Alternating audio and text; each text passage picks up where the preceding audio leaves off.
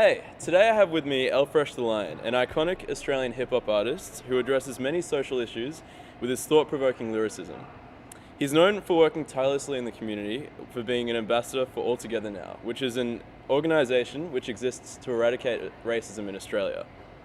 Today we're going to talk about Elfresh's new album called Become, as well as dealing with attitudes around racism, and how we can change them. So let's get straight into it. Firstly, El, can you tell us what Elfresh the Lion stands for? Sure.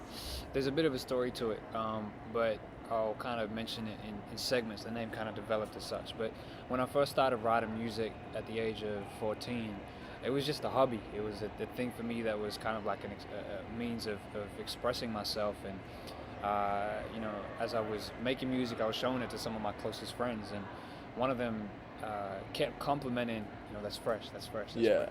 So at some point I was like, okay, well maybe I should start putting music out. And I was like, okay, well if I do that, hip hop has a tradition of people giving themselves a name to express their identity in a way that an audience can receive a part of that person's character in an instant from the name, So I was like, okay, I'm going to take this fresh idea, but I'm going to redefine it, and I'm going to make it relevant to me. Right. Hip hop also has that thing about taking what's around you, redefining it, and making it better. So for me, FRESH is an acronym. It stands for Forever Rising, Exceeding Sudden Hardships. Okay. So to always overcome, be the best that I can be, regardless of what life throws at me. That's awesome. And that kind of just became my reminder. Yeah. Which is why the name always appears in caps. The FRESH is always in caps because of the acronym. The L got added on eventually at some point because I wanted to be able to express part of my culture in the name as well. So L stands for lion. Lion comes from Sikh culture, where women are given the middle name or surname Kaur, which translates to princess or royalty. Right. Men are given Singh, which translates to lion. Awesome. So, that's a really important point on a variety of different levels, from a kind of just social level, from a personal level in terms of the values of what a lion represents in terms of power, strength, resilience, leadership. But also there's a political purpose behind the name as well, which is a much longer conversation. Certainly. And then at some point it was like, okay, hip hop's not subtle. At some point people are going to ask, what's the L stand for? Yeah. If I keep it as Elfresh, I'm like, okay, well, let's just make it, like a punch in the face. It's Elfresh the Lion. Nice. That's and sick. That's the name. That's so cool. So how long ago did you come up with that? When you first started rapping? Yeah, it was a process. So it started out as Fresh MC, as just. It was kind of like a throwaway, and then became Elfresh awesome. Maybe a year or so after that, and then after 2009 I did my first national tour. I was fortunate enough to be able to tour with Nas on his first headline tour of Australia. Nas, oh wow! And that was a great That's opportunity. And when I saw Elfresh on a poster, that was when I was like, okay, it needs to be Elfresh the Lion. And so it was after that tour that it became Elfresh the Lion. Awesome, that's so cool. So you said that the L comes from the Sikh religion. Just on that religion, the Sikh religion which you follow, it believes in the values of selflessness and social justice for all. So how has your devotion to the religion driven you to do the work that you do in the community, and how has it come out in the music you've made as well? Yeah, sure. I think it's important to acknowledge there are aspects of Sikh faith which are definitely a personal commitment. And that's self-discipline in the practice of that faith, just like any other religion or spiritual practice entails for any other individual. What I'm really inspired by, motivated by, beyond just the ideas of beyond just my self-practice, is Sikh history is littered with examples of service to community, of standing up for what's right, fighting against oppression, even when you're the absolute minority.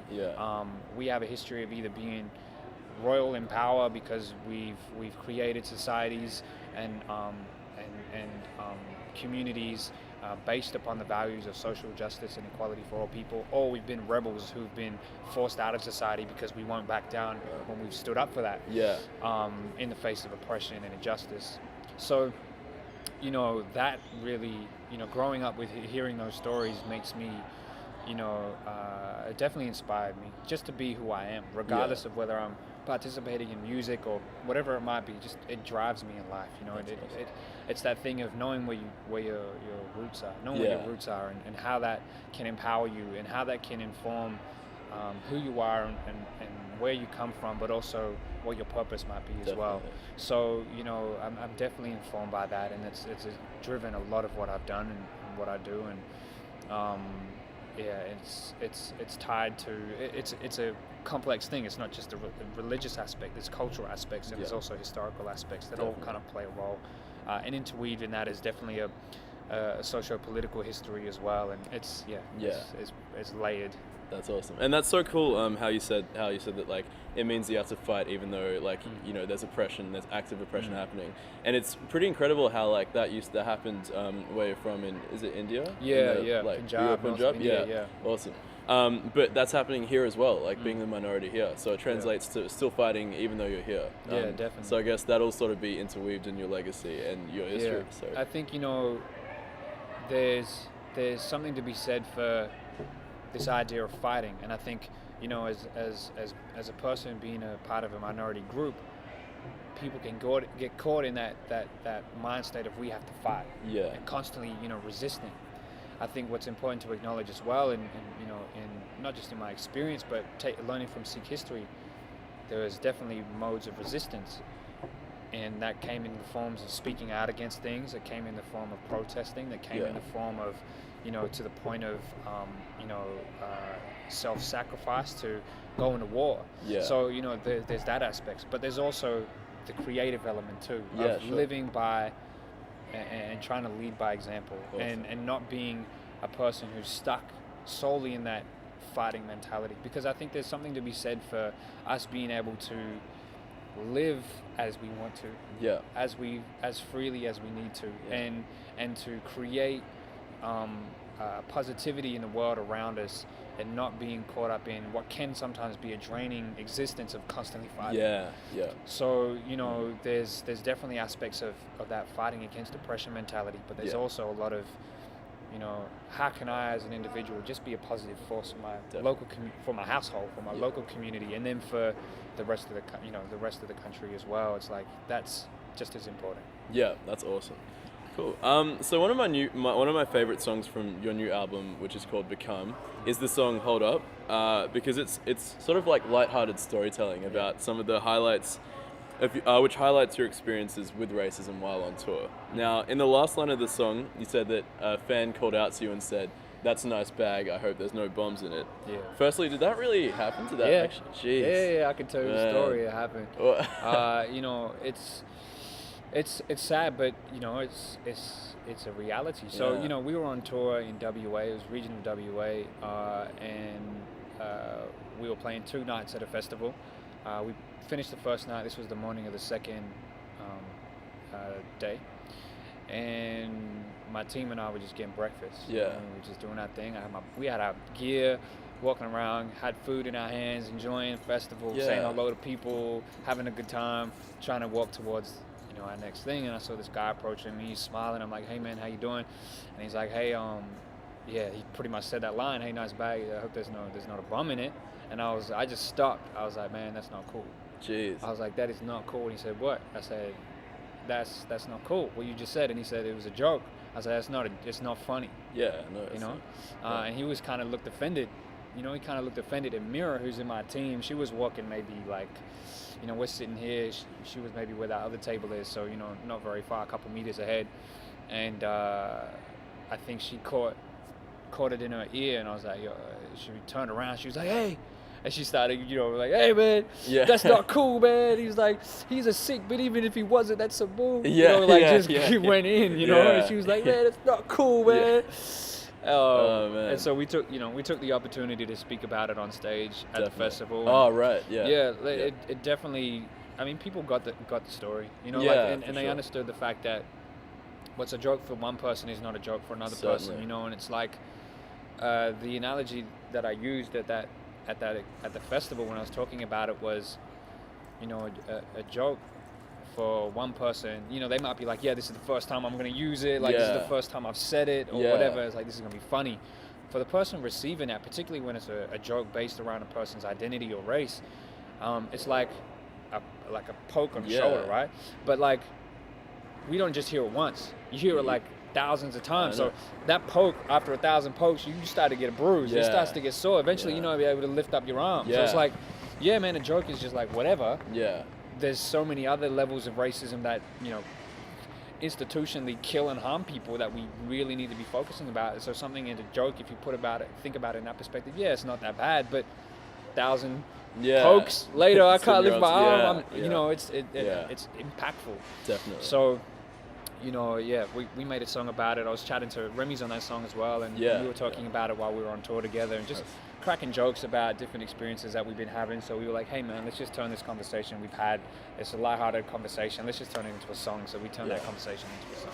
That's sweet. Awesome. And I guess that like that's a really important lesson on like how to actually treat racism when it's at our front door, and when people of color or even people who aren't of color do experience it. So like I guess telling people about it is the way that we should address it when it. Yeah, look, you know, there's definitely that point, but we've seen countless examples also of video footage of people who are filming their racist abuse and being attacked on buses and trains and stuff like that, and they're the only ones standing up or talking against it if they feel they have the strength or the energy to be able to do that. Yeah. Often there's like 20, 30, 40 other people in that situation around them who don't say anything. Like there are instances where we've seen videos where people don't say anything and it just happens and it's like captured on film and then there's online dialogue about it. So yeah, like we've got to talk about it. But I think if you find yourself in that situation, one thing to also remember is there are other people around you, and I think it's important to bring those people into. Definitely. Because it's like, hey, we're in this together. Like this is not an individual battle. Exactly. We're talking about something that, you know, when we talk about racism, it's not just the individual acts of prejudice, ignorance, whatever. Like we can deal with that. We're talking about this. You know, racism is so much linked with this idea of power and structure, which comes from you know, established systems. Informed by, you know, takeover and colonization and things of that nature, and this idea of superiority. So we need to talk about it and deal with it collectively, because as individuals, there's only so much we can do. Yeah. So if you find yourself in that situation, I think, it's important to speak up about it, but recognize there's other people around you, bring them in. Don't let them feel like they have an excuse not to be involved.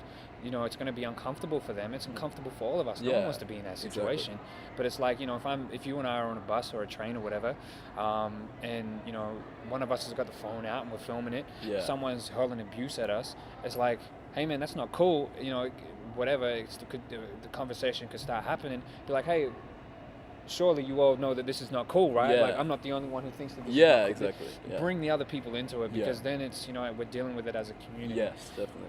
Otherwise, it could just be... Yeah. And it's, That's awesome. That's, okay.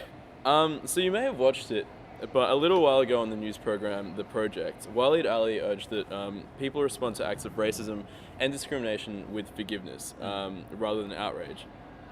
And he said that we should send forgiveness viral rather than get angry about these incidences. Now, this had a really interesting response, as most people said that it was a great way to address the issue of racism in Australia peacefully. However, some people believe that the notion of sending forgiveness viral shifted the responsibility of fixing racism back to people of color, and meant that people of color had to treat acts of racism like it was okay and we had just forgiven them. Sure. So I just wanted to know your opinion on forgiving acts of racism or discrimination, and where you draw the line between forgiveness and accountability. Yeah, I think there's layers to this. I think, you know, there's this idea of, as a person of color, the need to forgive, because if you don't, you become angry and bitter. And that, you know, we can use anger in positive ways to address injustice and oppression and racism. But it's a very fine line between allowing that anger to start to develop and become almost toxic within you. Yeah. So I can recognize the need to forgive, because if you don't, then we need it for our own survival, right? Because otherwise it's so easy to become a very, very negative, like to deal with all of that negative energy all the time. It's hard, man. It's draining. Yeah. So just for means of survival. But I think you hit the nail on the head. It does shift the focus, you know? People of color should not have to bear the responsibility of having to, firstly, educate people about racism, and secondly, to have to always feel like, you know, that we bear the responsibility of on our own to try and solve it. Yeah. yeah, we're talking about, okay, ideally everybody wants to resolve things in a peaceful manner, but racism is causing violence and harm to real people. Yeah. It informs our immigration policies with relation to asylum seekers and refugees. Yeah. We've got people dying, self-harming.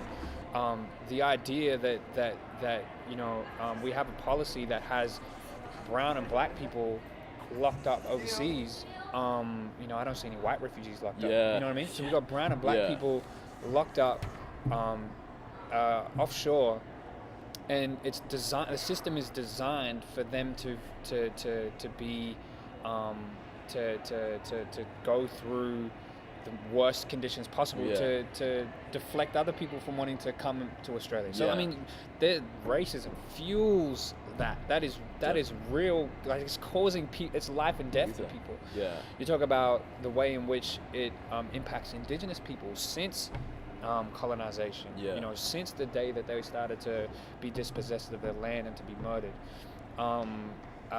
In the way that it still impacts them today, and this is something that's in the national spotlight now. Definitely. And will be for the near future, because there's now a royal commission into what's been happening in juvenile detentions in the Northern Territory. Definitely. But we've got real systemic level racism. Yeah.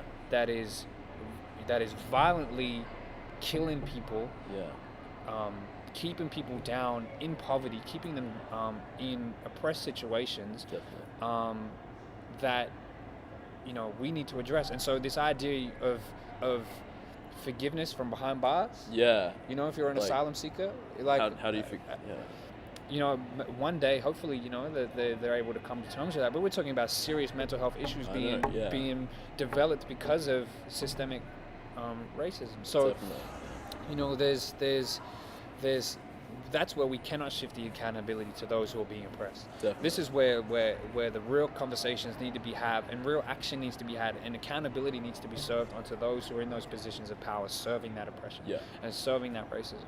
Sure. Because until they recognize that, until they see that, then we're not gonna see any kind of change. Now, the other point to that is, there's dollars behind this, man. Like, how much money goes into keeping people as soon as dollars are impacted, then people are seeing a change happen. Yeah, definitely. So there's multiple layers to this. But going back to the essence of your question, I think for that one point I started with, for our own survival, it's like sometimes we have to forgive, because if we don't, we're just gonna then it harms us. Yeah. And that's an unfortunate reality. Yeah. Definitely. But it also comes from a moral ground and if you go to look at it deeper from a spiritual standpoint, there's that idea of forgiving, and being a bigger person, and what that means in a moral sense. But you can only forgive someone, and it's true forgiveness, when that person recognizes they're wrong and learns from it. Exactly. Yeah. If you forgive someone and they keep doing it, then it's like, what's the point? I mean, now it's your own fault, because they keep, if someone keeps punching you, and you're like, okay, I forgive you, whether you've said sorry or not. Yeah. It's like, okay, at some point you're gonna have to stand up for yourself. Exactly. And be like, no, man, like what you're doing is wrong. Exactly. And if you keep punching me, there's got to be a punch back. Like, I'm telling you. So there's layers to it. Definitely. As with everything, there's layers to it. Awesome. Yeah. Sweet. Well, so last question is that, like, recently in an interview, you said that you refuse to be silent in times like these, when there's acts of oppression, like what we're seeing happen now with the refugee crisis, for instance. Sure. And with the terror attacks as well. And you said that following an incident in Perth while touring with Earthboy. Now, at the end of that article, the one thing that struck me was how you finished the article saying that music plays a huge role in times like these, so you have a lot more music to make. I found that fascinating and truly inspiring. But to the people who aren't natural storytellers or musicians like yourself, but want to change this oppression, how can they contribute to social change? Social change, and this also includes people who aren't of color as well. Yeah, look, I'll have to refer to an amazing historian and elder, Gary Foley, who I think there's a video of it on YouTube where he talks about, in particular, people wanting to have a positive impact to helping Indigenous people. And he talks about it from the standpoint of, okay, if you want to have an impact on racism in this country, firstly realize how difficult it is. He goes, you know, he was speaking from his personal example of, I've lived my whole lifetime, and let me tell you, this is not an easy battle. This is a lifelong thing. So for a person who recognizes they want to have a positive contribution, firstly recognize it's going to be a lifelong journey. The second thing he said was, take a look at, you know, don't worry. He goes, don't worry about trying to go to an indigenous community and try and help us. He goes, we don't need your help. He's like, take a look around at your inner circle. He goes, start talking to your friends and family about, you know, indigenous people and see what the response is. Definitely. So, you know, start talking to your friends and family about the issues that you're passionate about, racism, you know, the impacts of what the Muslim community is facing, you know, people of color, refugees. Like, talk to your people who are in your inner circle, find out what they believe and have the conversations with them. He goes, you know, he then goes on to say, if you will realize in conversations that you will find the person in your inner circle who is the racist, and you will find that person, and you will also realize how hard it is to get them to change their views. This is the battle we're facing. So he was like, have the impact within your own circles. You know, like start to have those conversations with your friends and family, and build that dialogue and recognize it is lifelong, and those conversations are going to be for life, and be committed to having those conversations with them over that entire period, and you know, once you kind of get that, you all then individually become the people who do it into your own circles. Now that's talking about addressing it from a real grassroots level. I mean, that's empowering the individual. I mean, we all have a role to play, and that's a role that we can play and we can do right now. You know, outside of that, it's like, okay, well, what else can we do? You know, I think about, okay, well, you know, when it comes to issues that I'm passionate about, and I want to have an impact on, but I know that, you know, it's not an area of expertise. I'm like, okay, well, let me go to and start to listen to the people who live that experience. You know, so for example, I'm like, okay, let me follow as many indigenous activists online and indigenous news outlets, and you know, and just read the articles that are coming out from there. Just listen. Let's listen. Okay, now let me do that for refugee asylum seeker space. Let me do that for, and you will realize how diverse views are within communities, and you'll realize how complex issues are, and you realize, you know, just how little we know, and you know, it's like, okay, well, I'm not going to go into indigenous space and be like, hey man, this is what you guys need to do. Shit, man, that's stupid. Who am I to do that, firstly? And I don't live that experience. You know what I mean? I come from a place of privilege, even as a person of color. So it's like, okay, well, let me just listen. Let me listen and learn. So I think there's an engaging with diverse ranges of media now that we have access to that over the internet, because then we're going to realize that this stuff is not black and white. There is no just yes or no. In some instances there are, but you know, there's complexity behind it. So I think there's two things there. Start with your inner circle, speak to your friends and family, find out what's going on, raise certain issues that you're passionate about, see what their views are, and be committed to a lifelong conversation with them, and being a part of that. And then secondly, diversify your reach, like start to follow different platforms, different people who have those experiences, and just listen. Awesome. Just listen. Definitely. Awesome. Well, thanks so much. Hey, my I pleasure, really man. appreciate Thanks it. for having me.